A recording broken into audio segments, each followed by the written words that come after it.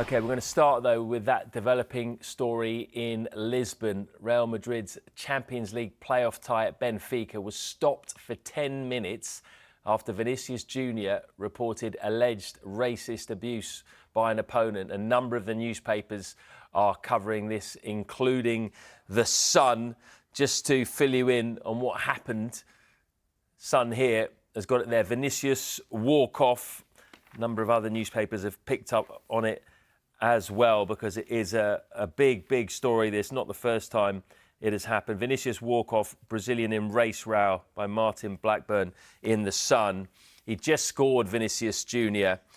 He'd celebrated, which some of the Benfica players had not taken kindly to, including Gianluca Prestianni. They exchanged some words. That is Prestianni there. You can see him covering his mouth.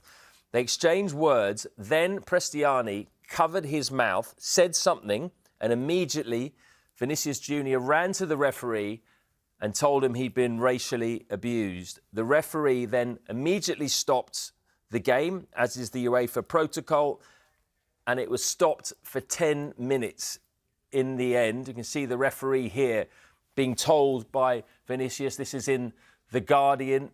Soon after that, he made a sign which signals the game is to be stopped. It can only be started again if players on both sides agree to restart it, which is what must have happened, because 10 minutes later it did. But in the meantime, Vinicius, as you can imagine, looked visibly upset. There was all sorts going on off the pitch, on the pitch with some of the players. One of the Benfica backroom staff got sent off, and it was just pretty ugly scenes all round. John, if I could come to you first on this then. As I mentioned there, it's not the first time this has happened. In fact, it's the third time Vinicius Jr. has been involved in this kind of a situation with racism involved. If this is true, if what was said was racist, is this arguably the most blatant instance of it that we've seen involving Vinicius? Well, I think it's certainly the most high profile because of the Champions League setting. I did watch it unfold, and it's truly shocking and disgraceful, incredibly upsetting. I just cannot believe that in 2026, football still hasn't really, I don't feel, got a handle on this. I mean, imagine if you are Vinicius Jr., who's a wonderful player, an absolute genius on the ball, scored an absolutely incredible goal. And do you know what he did next? He celebrated. I mean, imagine having the audacity to do that. And then basically, he did it, yes, admittedly near the Benfica fans, but that's what he does. That's the joy of the game. He's a beautiful player. He's entitled to celebrate. And the one that gets punished in the immediate aftermath is Vinicius Jr. for the celebration. I mean, just honestly, it defies belief. You know, Look, I think the referee is then faced with a difficult situation. I do get that. But what does that look like? You know, then basically the sort of kind of the immediate yellow goes for him. And there is an anti-racism protocol here, which was, put into place by the referee, Francois Letexia. And, it's a difficult one to deal with. It was Vinicius Jr. who then leaves the pitch, walks off the pitch, takes a seat in the dugout, and at that stage, as you rightly say, it's the players can, I guess, join him, and they have to agree to restart. But this is not, as you say, the first time it's happened to Vinicius. He's been sent off twice, I think, in Spain for instance, after being racially abused during the game. Honestly, what? Sky Sports News understands that it could take almost 3 weeks for UEFA's disciplinary body to make a ruling on allegations that Vinicius Jr. was subjected to racist abuse during Real Madrid's Champions League match against Benfica.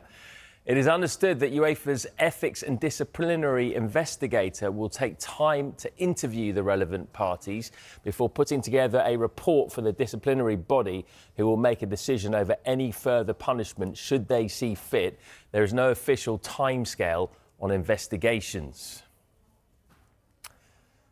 Real Madrid have today released this statement. Real Madrid has actively collaborated with the investigation opened by UEFA after the unacceptable episodes of racism experienced during that match.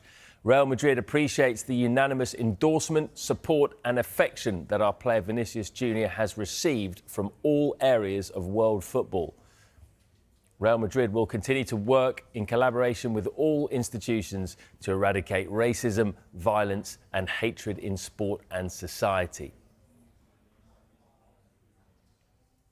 Well, it's a story where the ramifications are being felt far beyond Real Madrid and Benfica. For more on this now, we can head to Liverpool. Right, let's get back to Arsenal, see what's happening on the injury front. But more importantly, the free kick front. It is being lined up. Who's going to take it, Merce? Yeah, if it's Rice and Odegaard over, it's about 25 yards out left of the goal. For me, it's for Rice to bend it over the wall. He bends it.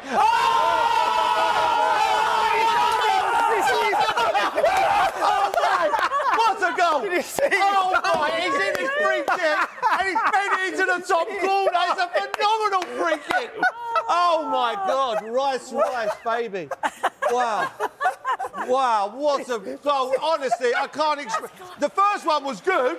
This one is better. It's unbelievable. And Courtois over that side, and he's bent it, whipped it, and you beat Courtois from there. It's unbelievable. What a goal! What a goal! What a goal! Oh, wow. I promise you, they're watching their games.